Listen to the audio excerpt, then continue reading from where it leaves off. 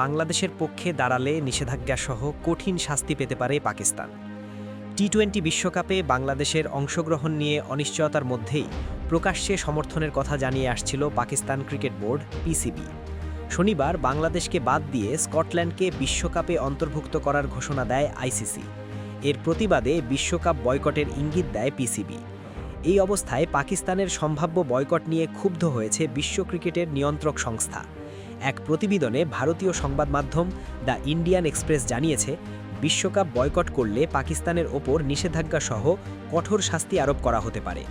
প্রতিবেদনে বলা হয়, পাকিস্তান যদি টুর্নামেন্টে অংশ না নেবার সিদ্ধান্ত নেয় তাহলে দ্বিপাক্ষিক সিরিজ বাতিল, পাকিস্তান সুপার লিগে বিদেশি ক্রিকেটারদের খেলার ক্ষেত্রে অনাপত্তিপত্র না দেওয়া এবং এশিয়া কাপ থেকে বাদ দেওয়ার মতো শাস্তির বিষয় বিবেচনায় রয়েছে।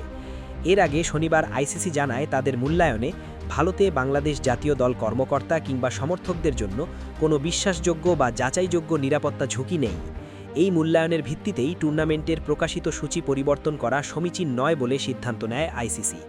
আইসিসি আরও জানায়, টুর্নামেন্টের সূচির অখণ্ডতা ও নিরপেক্ষতা রক্ষা করা, অংশগ্রহণকারী দল ও সমর্থকদের স্বার্থ সংরক্ষণ এবং ভবিষ্যতের জন্য কোনো বিতর্কিত নজির স্থাপন এড়ানোই এই সিদ্ধান্তের মূল কারণ। আইসিসির ঘোষণার পর পিসিবির সভাপতি মহসিন নাকভি বলেন, বাংলাদেশের সঙ্গে অন্যায় করা হয়েছে। আইসিসির বোর্ড সভাতেও আমি একই কথা বলেছি। একটি দেশের জন্য এক নিয়ম আরেক দেশের জন্য ভিন্ন নিয়ম হতে পারে না। বাংলাদেশের মতো একটি গুরুত্বপূর্ণ ক্রিকেট খেলুড়ে দেশের সঙ্গে এই আচরণ গ্রহণযোগ্য নয়। বিশ্বকাপ বয়কট প্রসঙ্গে তিনি আরও বলেন, পাকিস্তান সরকার আমাদের যে নির্দেশনা দেবে আমরা সেটাই অনুসরণ করব। প্রধানমন্ত্রী দেশে ফিরলে চূড়ান্ত সিদ্ধান্ত জানানো হবে। আমাদের কাছে সব ধরনের প্রস্তুতি রয়েছে।